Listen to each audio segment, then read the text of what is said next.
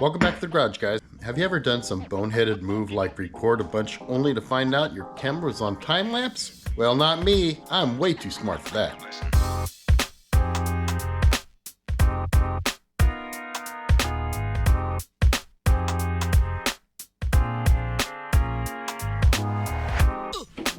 Hey guys, welcome back inside the bug. I have to be honest, I am happy to be in here. So, I understand that some of my videos have a lot of stand and deliver, but I'm not trying to be a know-it-all or anything like that. I'm just trying to keep you guys kind of seeing what I'm seeing and the direction I'm going in and why I'm going in that direction. I'd prefer kind of bringing you along with the journey so you understand my thought process and all that stuff. So anyway, but I just cleaned up the garage and now I am back inside the bug. So why am I in the bug? Because before I put the pan to the body, I want to finish off a good part of the cage work and the interior work, because it's a lot easier to work on the interior when I can stand up. I mean, I'm a big guy. I have a big stomach and stuff like that, and sitting and crouching all the time and being low to the ground, it just sucks. So I raised the sucker up a long time ago. So let me tell you what I'm doing. So the first step that I have is finishing the cage to the bottom of the body. I know what you're thinking. Hey, Dom, why aren't you putting it to the pan itself? I will. But the cage itself, this part, I'm going to bring down and hit the rocker panels and the heater channel. So, first things first, let me show you something. For Christmas, many moons ago, my wife bought me this, which is a dash pad of sorts. And we got it pretty cheap because these little bolts that go through these holes were off. So what I'm going to do, first things first, is I'm going to wallow out the holes in the body so that this will bolt on like it's supposed to. The other thing that I plan on doing is taking this cage and I want to run it, believe it or not, behind this dash pad. And so this is actually going to go like I'm going to make a little bit more of an arc to it, and then I will cut out literally this little section here and then run the cage along as close as I can to the A-pillar, but then I'm going to try to put the metal from the dash back in place, tack it all up, clean it up. Once that's in, I will simply put this back and cover it completely so it'll look like the tube is just going straight behind this.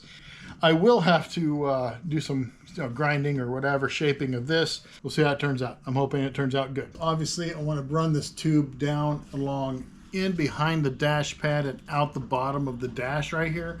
It'll come down. I'll probably do some kind of, Frenching it in or whatever you call it, just kind of recessing it into the actual A-pillar, giving it some strength. Down here will be a nice fat freaking landing pad, probably 1/4 inch or something. I'll probably use an L bracket or a 90-degree bracket with, completely cut in and covered up.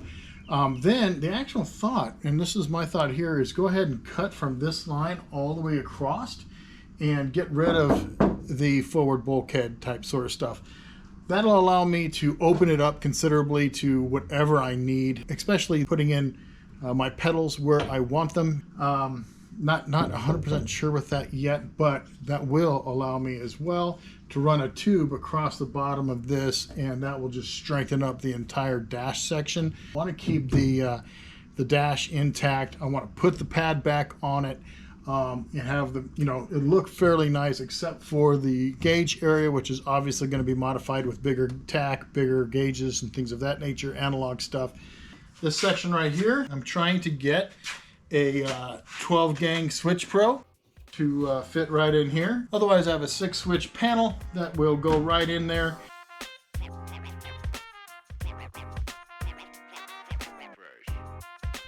On this side I'm going to cut this out to 5 inches. That's where my tack's going to be. I also have to shape 2 side grills to fit the other gauges as well, but the goal is basically run this tube down until it hits right about here so that I can get in and out as easy as possible.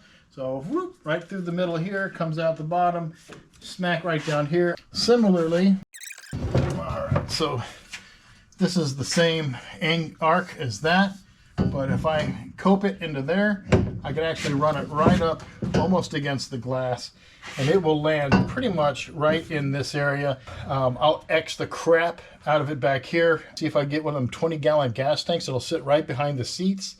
That would be wonderful. And then I could X up and do everything I need to do for the back of this. I might have to do the pan first and then do all the extra stringers to make sure everything is tied in correctly. And then it'll be mounting the seats and things of that nature. Then I can move on to the rear suspension, and then the transmission, and then the engine, and all that other stuff. Well, that is the plan of attack for my next couple videos. Hopefully by doing this video, there won't be as much chit chat in those videos. I honestly don't like talking as much as I do, believe it or not. But other than that, if you would like and subscribe to this channel and this video, I would really appreciate it. If you have any questions or comments, go ahead and leave them in the comment section, and I'll be happy to answer those. But until the next time, I'm Damien, and this is The Binder Builder.